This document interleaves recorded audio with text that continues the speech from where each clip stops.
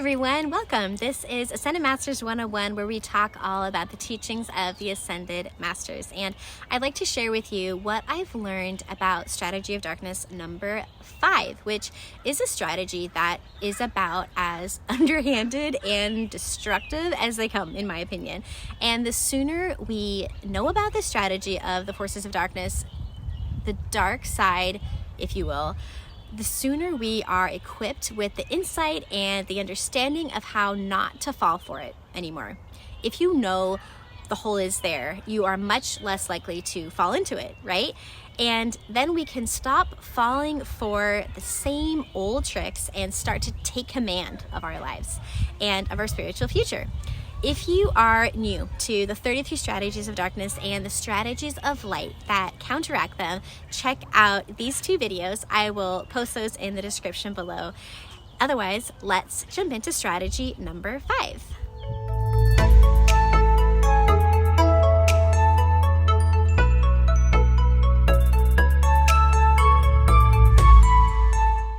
Okay, strategy number 5 is super simple, and yet I feel like it's terribly effective. It has worked on me very well, and I'm sure that we can all relate. And the strategy is you are not good enough. You're not good enough. And what the devils and the demons and the entities will whisper in your ear is something to the effect of, you're not good enough to become one with God.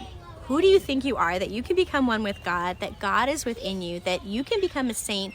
You're just a lowly sinner. You've made so many mistakes. You have sinned all over the place. You can't rise from that. You can never rise from that. You're not good enough.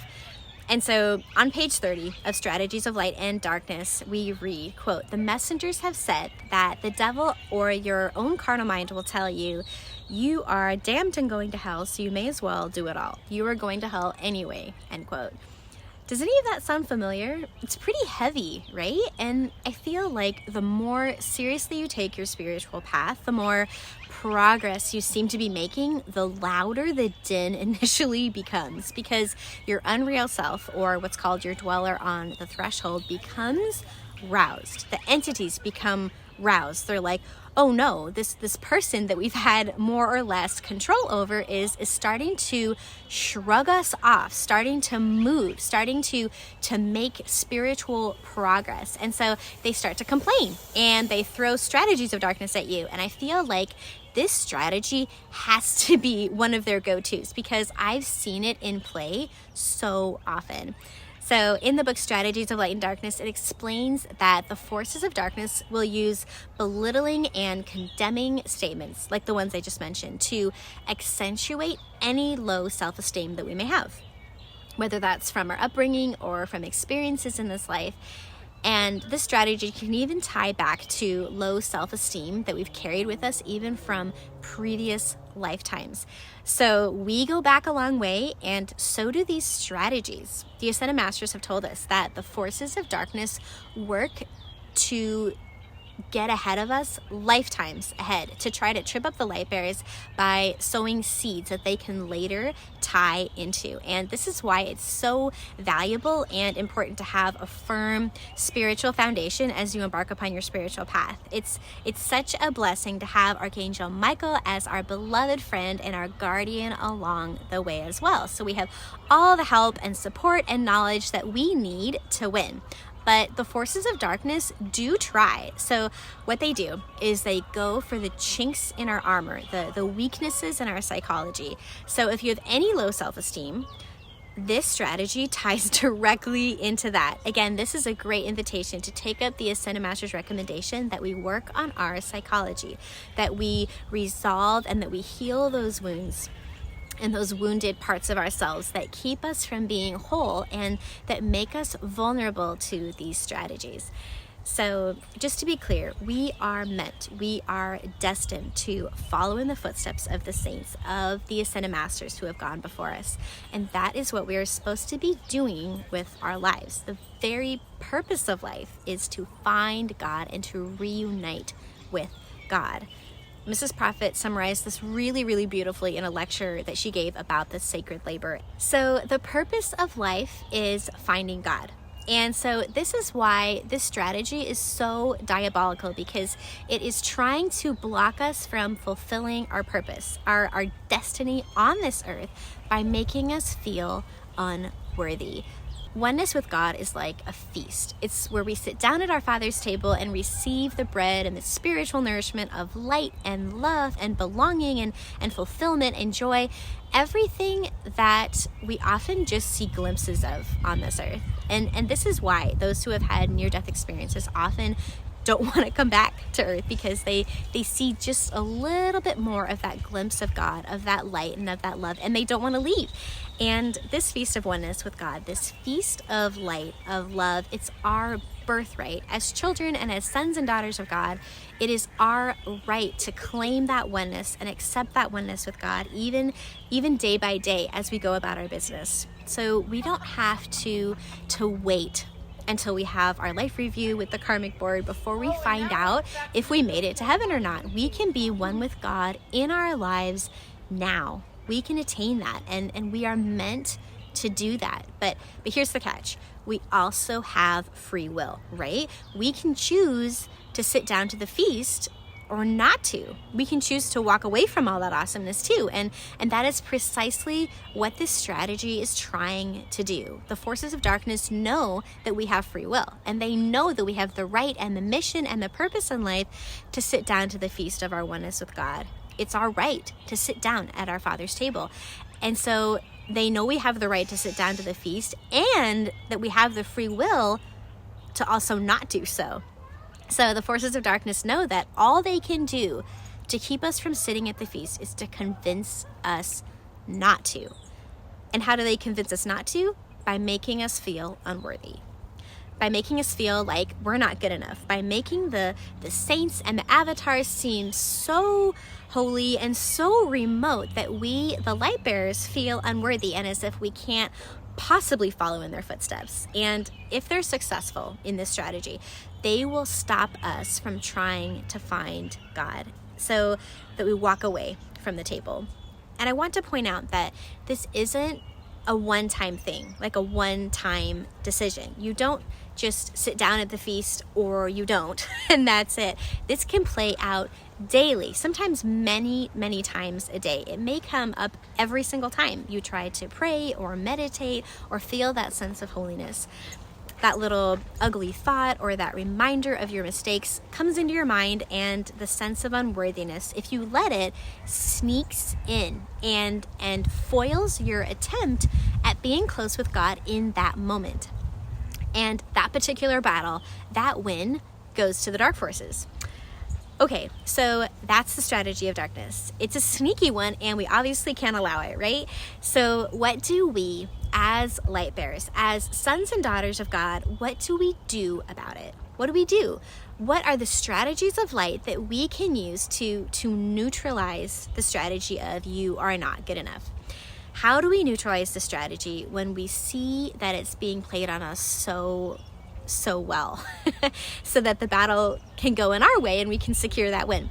So what we do is the exact opposite. We affirm that God in us is good enough. And this is a missing link that I feel many of us get really hung up on. The masters teach that we have a higher self and a lower self, and our lower self cannot, of course, inherit the kingdom of God, but that's okay because our lower self isn't our true self. I think of it kind of like a backpack.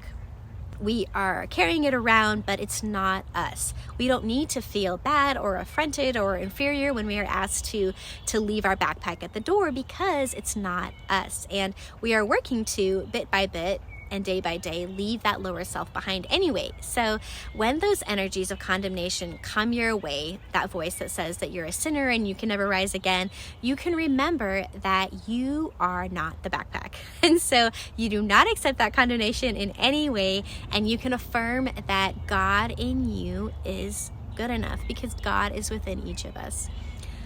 Another thing that you can do is to study the lives of the saints, because they also made mistakes, and we can learn from them and from their stories and their experiences, and we can take comfort in the fact that we are not the only ones trying to strive for unity with God.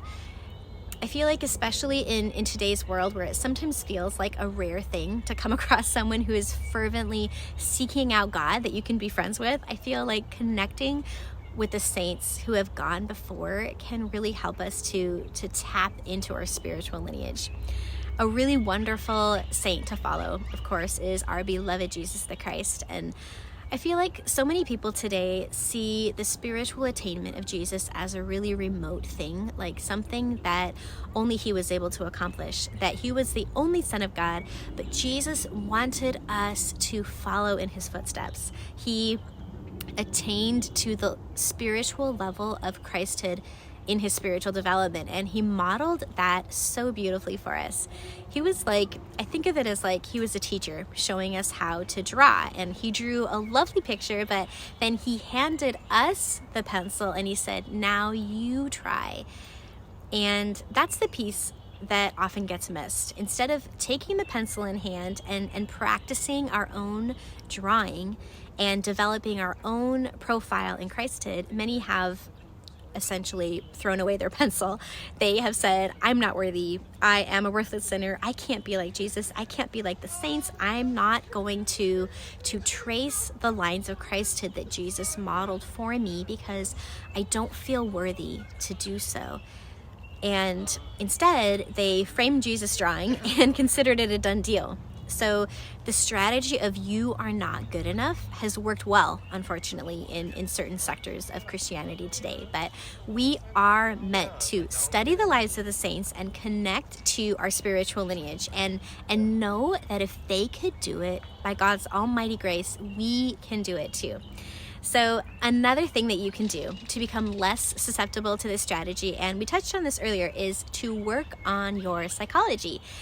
If you do so, you can work to heal those points of low self-esteem from this or past lives that make you vulnerable to this strategy. So here's another tip. Sometimes this sense of not being good enough keeps hitting you in one particular way. It's just that one bad habit that the dark forces keep reminding you of whenever you try to be closer to God. And it works every time because you feel so bad about it. So since we're supposed to be overcoming our lower selves anyway, right? Why not make a huge effort to overcome that particular habit so it doesn't have that grasp on you anymore?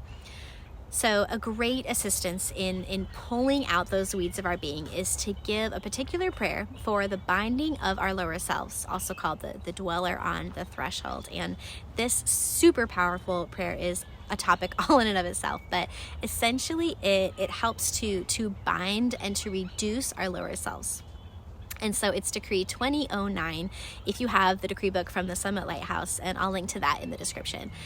So these suggestions come from the book Strategies of Light and Darkness, and the last tip that is suggested is to laugh at the devil and don't take yourself too seriously. Here is an affirmation found on page 30 of Strategies of Light and Darkness that you can give with all the love and the joy in your heart, and it goes like this. In the name of my mighty I Am presence, I refute the lie of condemnation. In the name of my mighty I Am presence, I affirm that God in me is good enough. I affirm that I am a son, a daughter of God, and I claim my Christhood now. So that's strategy number 5 of light and darkness. God bless each one of you as we all work our way along life's journey. So the goal is the ascension for each one of us. So let's remember that. Let's keep our eye on the prize so we remember the purpose, the reason for wrestling with our lower selves, and the reason for learning about these strategies. So I love talking with all of you about these teachings. I send you all of my love, and let's cover strategy of darkness number 6 next. I'll see you there.